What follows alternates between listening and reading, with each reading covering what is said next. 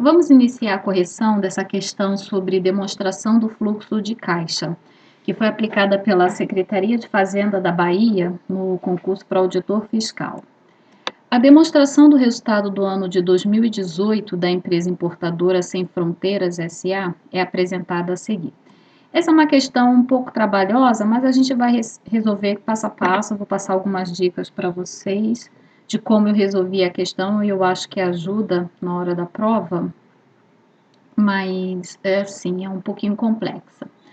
Então tem essa empresa, né, e eles mostram aqui a demonstração do resultado da empresa.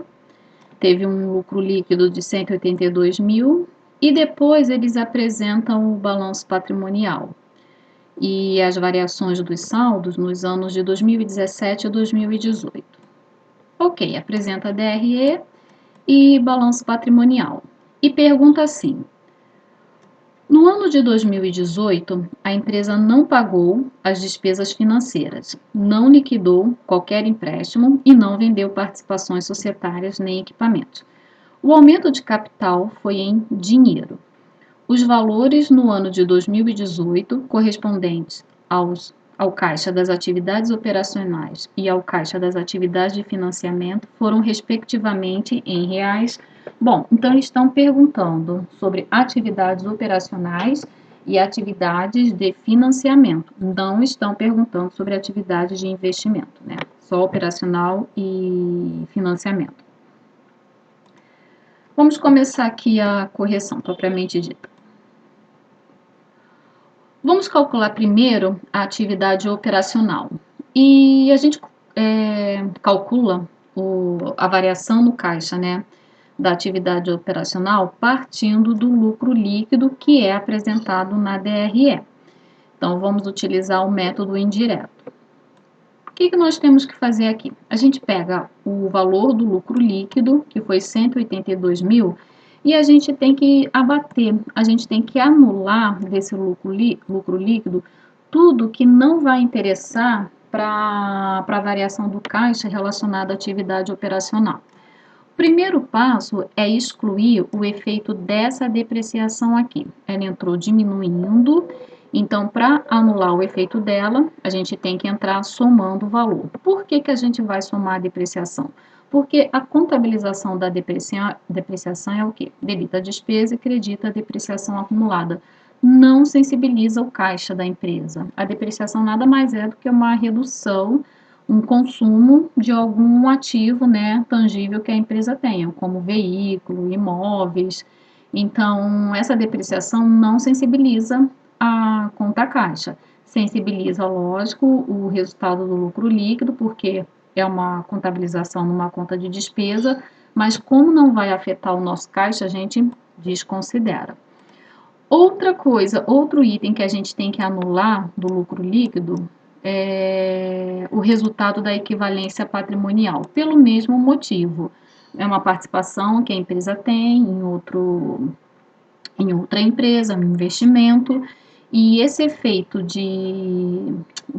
esse resultado que a gente tem na equivalência patrimonial, algum ganho, né, por conta dessa participação, não afeta a conta caixa. Então, também por isso, a gente tem que anular aqui do efeito do nosso lucro líquido.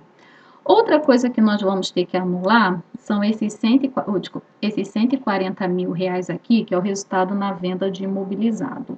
Bom, venda de imobilizado é uma atividade de investimento, não está relacionada com uma atividade operacional. Então, se aqui o valor na DRE entrou somando, vai ter que diminuir 140 mil.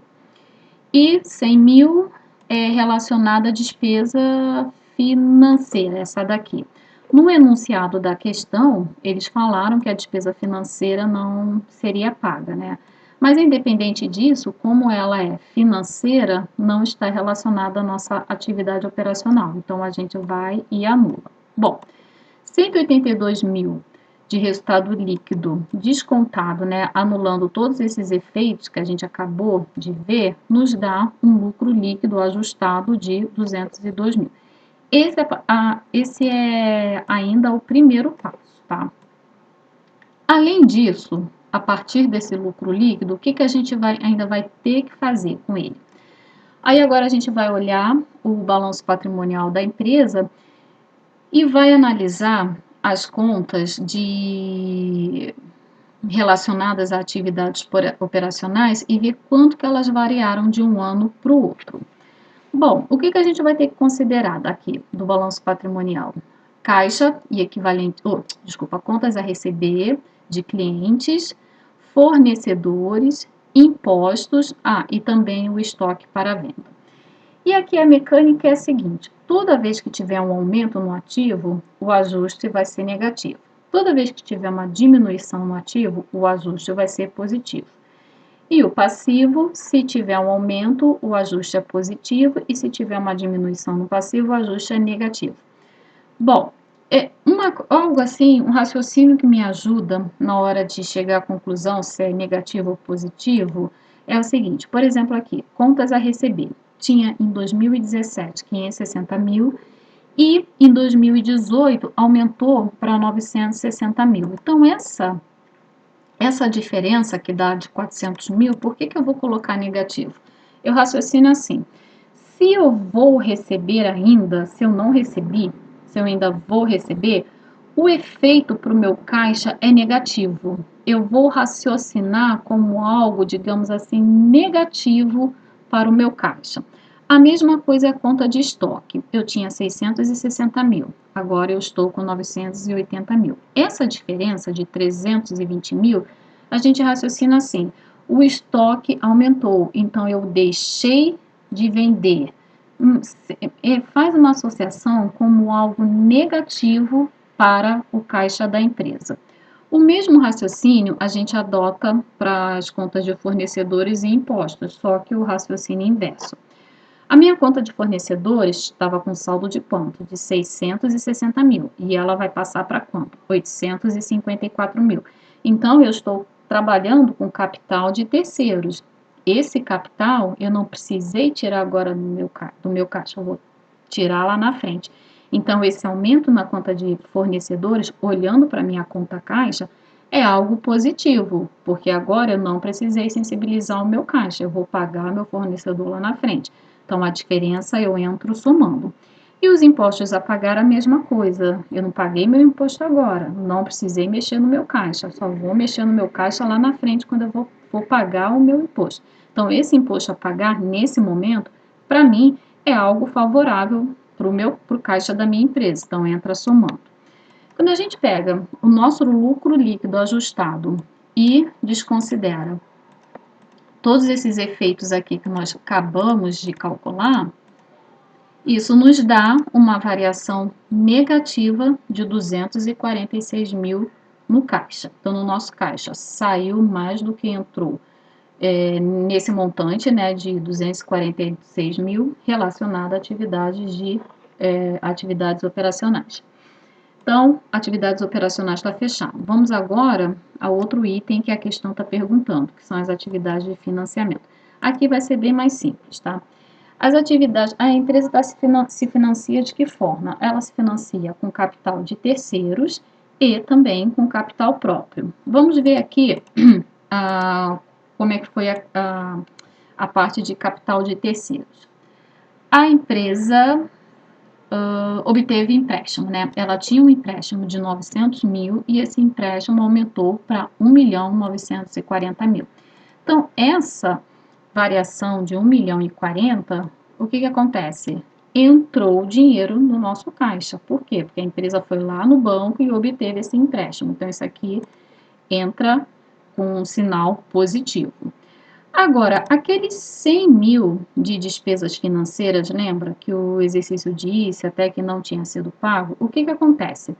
Esses 100 mil são as despesas financeiras relacionadas ao empréstimo. Então, os 100 mil, ele está embutido nesses 1.040.000.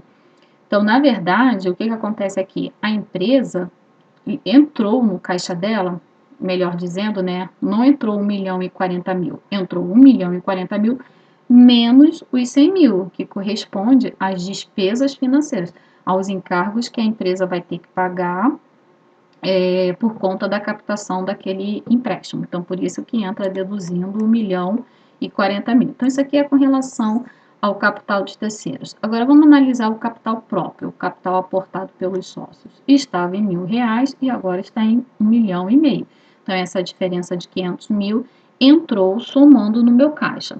Somando aqui o capital de terceiros e o capital próprio, dá uma entrada positiva de R$ 1.440.000. Então, vamos ver lá qual é a opção. Gabarito é a letra E.